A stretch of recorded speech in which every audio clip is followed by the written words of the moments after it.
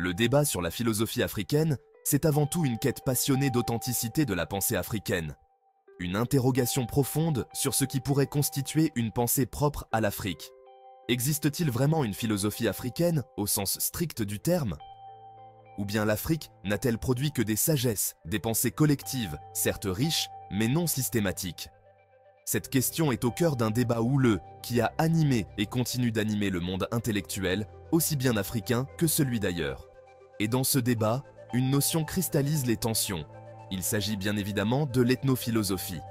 Souvent présentée comme l'étude de la pensée traditionnelle africaine, transmise oralement de génération en génération, l'ethnophilosophie est perçue par certains comme la manifestation même d'une philosophie africaine authentique. Une philosophie propre à un peuple dont l'identité serait la valorisation de la tradition.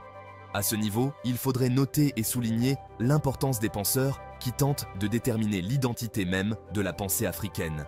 C'est ici l'occasion pour nous de découvrir les arguments portant sur la reconnaissance de l'existence d'une philosophie africaine enfouie dans la culture. Au cœur du débat sur la philosophie africaine, cette notion de l'ethnophilosophie suscite des opinions tranchées. D'un côté, ses partisans y voient le socle d'une pensée africaine authentique, puisant ses racines dans les traditions et les sagesses ancestrales du continent. Pour eux, l'étude des mythes, des proverbes, des rites et des cosmogonies africaines révèle une pensée philosophique riche et originale. Sur ce, deux figures majeures ont marqué l'émergence de l'ethnophilosophie. Il s'agit bien de Placide Tempels et Alexis Kagame. Dans son ouvrage « La philosophie bantoue », Tempels affirme que les Bantous possèdent une philosophie bien élaborée, axée sur la notion de force vitale.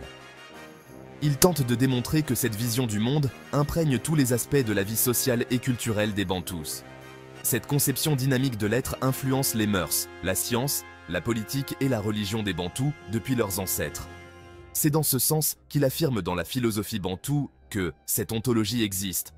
Elle pénètre et informe toute la pensée du primitif. Elle domine et oriente tout son comportement. La philosophie africaine se trouve donc dans la culture ou la tradition de l'Afrique. Car les ancêtres des Africains ont toujours philosophé, et ce plus de 2000 ans avant Thalès de Milet, qui est arbitrairement présenté comme le premier philosophe de l'histoire. C'est d'ailleurs dans cette optique que John Mbiti estime dans Religion et philosophie africaine que les systèmes philosophiques des peuples africains n'ont pas encore été formulés. Mais c'est dans leur religion, dans leurs proverbes, leurs traditions orales, leur éthique et leur monde qu'on peut les trouver. Alexis Kagame, quant à lui, s'est intéressé à la pensée des Banyarwanda.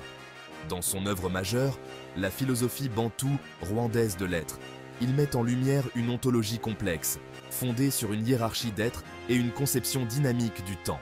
Alexis Kagame pense en même temps que la philosophie africaine, malgré son oralité et son anonymat, n'est pas loin de la philosophie aristotélicienne qui est aussi, comme le dit Tempels, une philosophie dynamique de l'être. Les preuves de l'existence de cette philosophie sont à rechercher dans le patrimoine culturel ancestral de l'Afrique, car philosopher en Afrique, c'est repartir aux sources léguées par nos ancêtres qui avaient une philosophie. Malgré les critiques, les travaux de Tempels et Kagame ont ouvert la voie à une exploration nouvelle de la pensée africaine. De l'autre côté, l'ethnophilosophie est vivement critiquée. Car, pour d'autres penseurs, en revanche, il ne s'agit que d'une forme de réductionnisme, une tentative de confiner la pensée africaine à son passé traditionnel. Les détracteurs de l'ethnophilosophie reprochent à Tempels et Kagame le fait de figer la pensée africaine dans un passé immuable, la privant ainsi de sa capacité d'évolution et de dialogue avec les autres courants philosophiques. Ils soulignent également le risque de généralisation abusive, l'Afrique étant un continent d'une extraordinaire diversité culturelle. Pauline Ntonji, philosophe béninois de renom, est l'un des critiques les plus virulents de l'ethnophilosophie. Dans son ouvrage « Sur la philosophie africaine », il dénonce ce qu'il considère comme une ethnophilosophie qui, selon lui, essentialise la pensée africaine et la réduit à un ensemble de croyances collectives. Ntonji plaide pour une philosophie africaine critique et individuelle, ancrée dans l'histoire et ouverte au débat contemporain. Il appelle à une rupture avec l'ethnophilosophie. qu'il perçoit comme un obstacle à l'émergence d'une pensée africaine authentique et rigoureuse. On ne peut donc pas appeler philosophie une conception anonyme et commune à toute une ethnie. Car la philosophie africaine ne saurait être cette vision collective du monde, ni l'interprétation de la tradition. Elle doit plutôt être présentée comme l'ensemble des discours explicites des philosophes africains sur l'existence tout entière.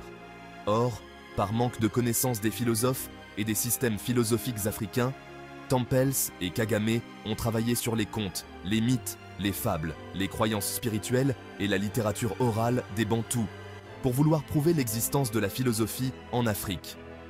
Ils ont ainsi mené des investigations ethnologiques à prétention philosophique.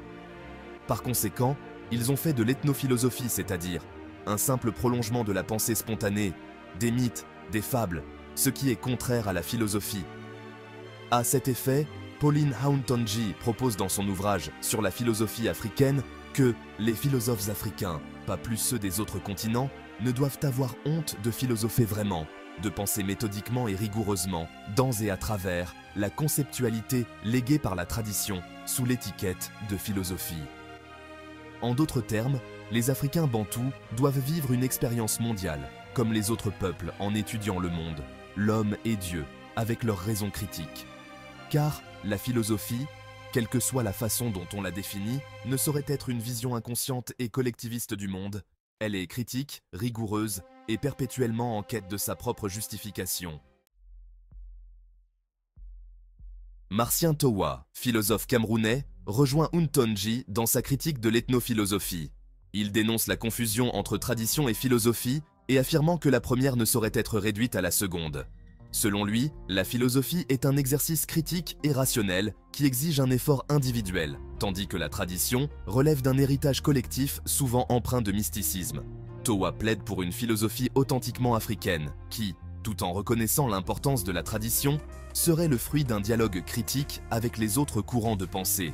Il appelle les intellectuels africains à se départir des oripeaux de l'ethnophilosophie et à s'engager dans une réflexion philosophique rigoureuse et ouverte sur le monde. Il ne s'agit donc pas, selon lui, de faire des simples exposés non critiques de philosophie commune ou de chercher à découvrir une philosophie enfouie dans nos traditions. Il ne s'agit non plus d'exhumer une philosophie en dépoussiérant les traditions, les légendes qui n'ont plus rien à voir avec la réalité actuelle. Il est plutôt question de faire usage de l'esprit critique. C'est ainsi que Marcien Towa pense que déterrer une philosophie, ce n'est pas encore philosopher. La philosophie ne commence qu'avec la décision de soumettre l'héritage philosophique et culturel à une critique sans complaisance. Voilà en résumé ce que j'avais à vous partager au sujet de l'ethnophilosophie.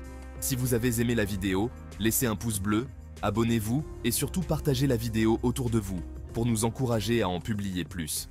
À très bientôt.